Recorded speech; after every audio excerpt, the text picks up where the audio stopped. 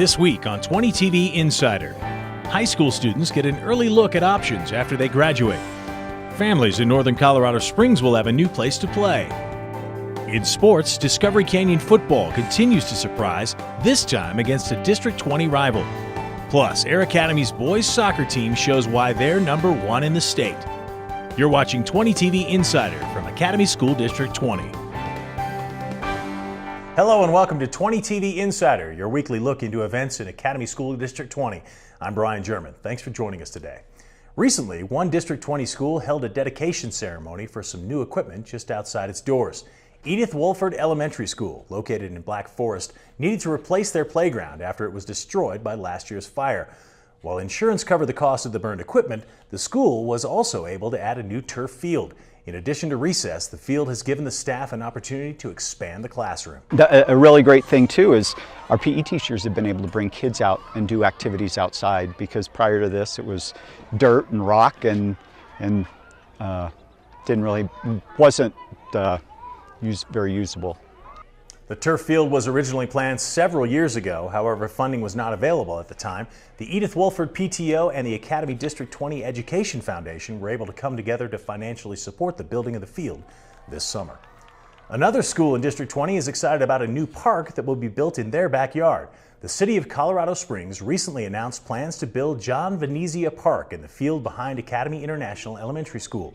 The 30-acre park is located near the intersection of Briargate Parkway and Union Boulevard.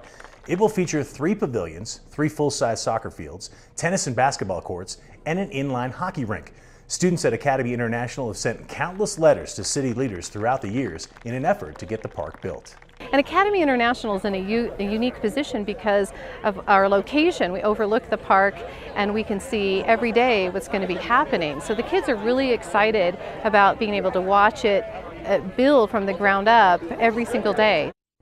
The city also wants public input on the park, and they will hold a community meeting at the Academy International on October 16th at 6:30 p.m. That school is located at 8550 Charity Drive.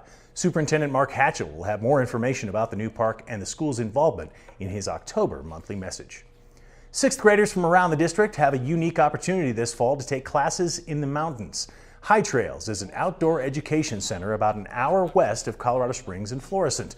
Students participate in outdoor learning activities that cover subjects like science, math, technology, and conservation. During their 3-night stay, students and staff go on hikes around the property to engage in outdoor lessons.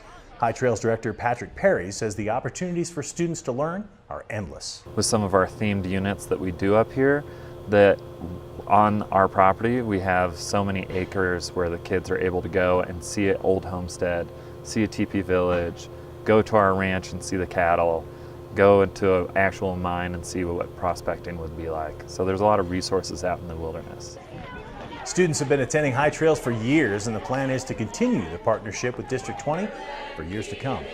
2014 is a special year for students and staff at the Da Vinci Academy, an elementary school in District 20.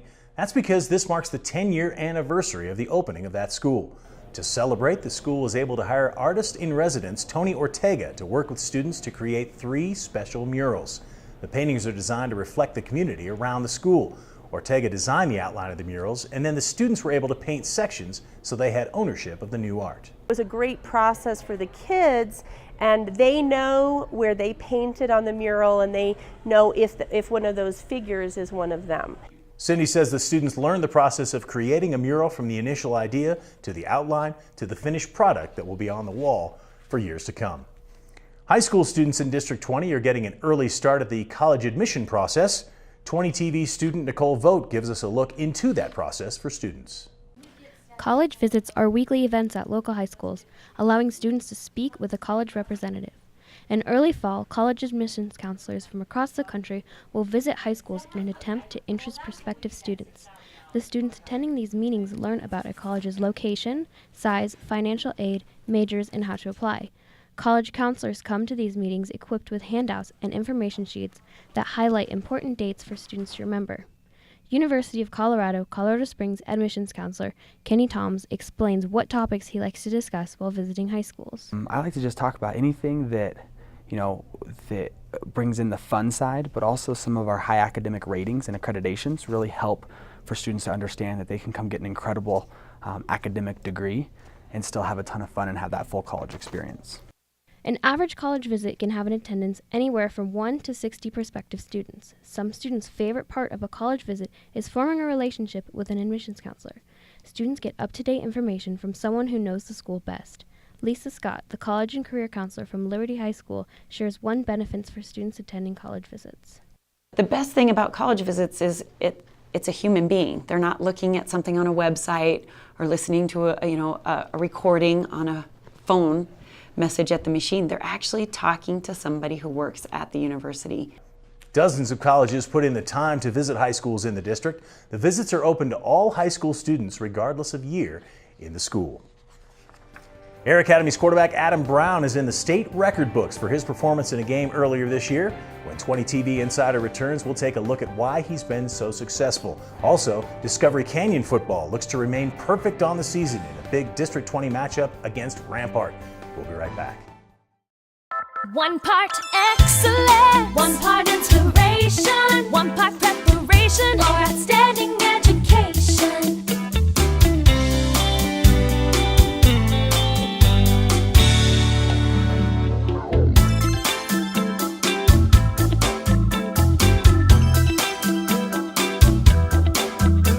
Academy School District 20, where dreams take flight. Checking your fantasy league? Nah, just my 401k statement.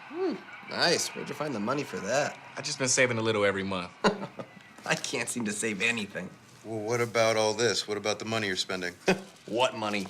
It's gone before I can get my hands on it. I got a pizza for a Todd. Hey, can somebody spot me? When it comes to financial stability, don't get left behind. It's 547. Get tools and tips for saving at feedthepig.org.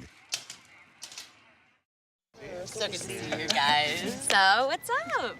Oh, we finally bought a place. Holy cow. You seriously have enough saved to do that? We've been putting a little aside each month. Jeez, at the end of the month, we have nothing left to save. Yeah, I have no idea where it goes. Well, you're spending a lot on...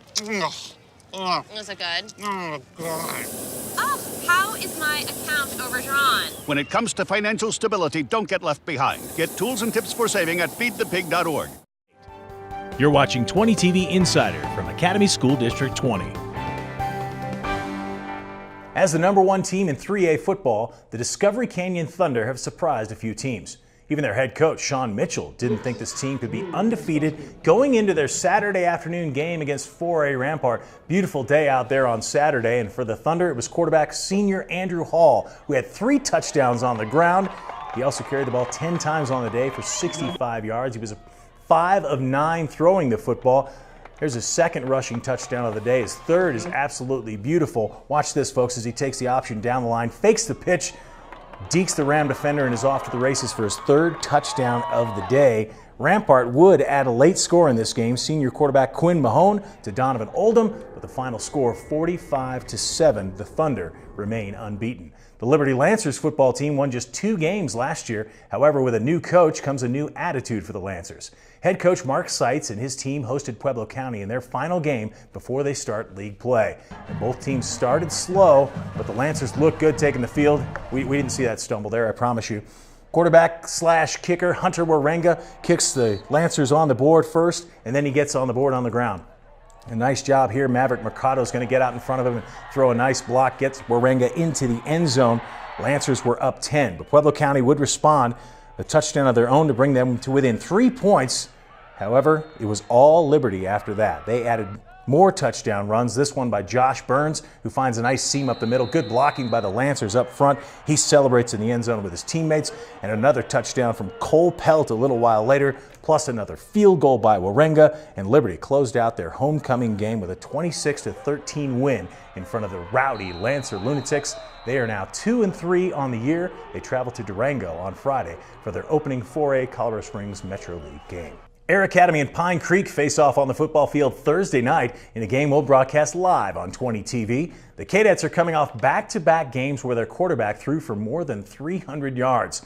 but it was the game against Sand Creek 2 weeks ago that senior quarterback Adam Brown will never forget. He threw for 589 yards, notching his name in the record books with most yards passing by a quarterback. It may have been Brown's arm that threw for 7 touchdowns against Sand Creek, but he says this was a team effort.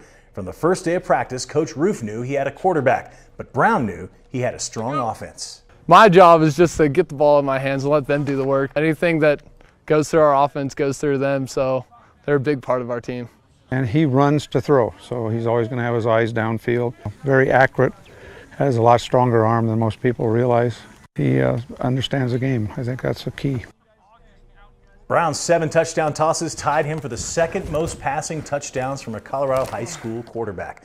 On the other side, Sand Creek's running back Daniel Quinn made Chassa history with 64 rushing attempts for 553 yards and 9 touchdowns. While the Cadettes gained most of their yardage through the air, their opponent this week, 4A number 1 Pine Creek, prefers to run a more balanced offense. Quarterback Tommy Lazaro and running back Josh Odom account for a majority of the Eagles' yards on offense. Lazaro averages nearly 200 yards per game, 130 of that through the air, the other 70 on the ground. And fellow senior Odom averages more than 140 yards per game carrying the football. As the reigning 4A state champions, Pine Creek has had a few close games this season, including an overtime win over Falcon High School. However, when they're at home, the Eagles' margin of victory is 32 points. Plus, this is their homecoming game, so you know the players will be ready to go with all of that fan support. And with the Pine Creek and Air Academy football teams getting ready for their game this week, the two schools' volleyball teams faced off last week. Heading into the matchup, the Eagles were ranked as the 11th best team in Colorado 5A. The Cadettes have had a difficult start to the year, already losing one more game than they lost all of last season. And after a back-and-forth first set, which saw Pine Creek win 25-21, the Eagles ran away with set number 2, winning that one 25-16. And they wrapped up the sweep with a 25-19 third set victory. Pine Creek moves to 6-5 on the season. Air Academy falls to 7-7. As the number 1 ranked team in the state, the Air Academy boys soccer team entered last Thursday's game against Discovery Canyon, having given up just 1 goal in their first 9 games. The Cadettes have been putting up plenty of goals too, scoring 9 against Vista Ridge in their conference opener. It would be much of the same against the Thunder. Air Academy got their first 2 goals in the 20 seconds apart in the first half. This one an own goal by Discovery Canyon. It was a nice header by David Louthan, but it ended up being an own goal, and they would go on to add 4 more goals in the second half to run away with a 6-0 win. The Cadettes moved to 10-0 on the year and are 2-0 in the 4A Pikes Peak League. Discovery Canyon drops to 5-5 overall, and they are 1-1 in the same conference. And that game was part of a District 20 soccer doubleheader we aired live on 20 TV. The other game featured that day, Rampart versus Palmer in a big 5A Colorado Springs Metro League game. How about the nice dance there by Mario Mandel as he struck first? That was the only goal of the first half. Palmer would answer halfway through the second half with a goal that tied the score at 1. But how about Mario Mandel? You have to see this goal, folks. He would work his magic once again, crossing the middle, putting the ball in the top right of the net for the go-ahead goal, the game-winning goal. Rampart would add 1 more to pick up a 3-1 win. They are now 2-0 in the CSML and 6-3 overall. As with all the games we broadcast live on 20 TV, you can watch them on demand by visiting our 20 TV Sports website at asd20.org/20tvsports.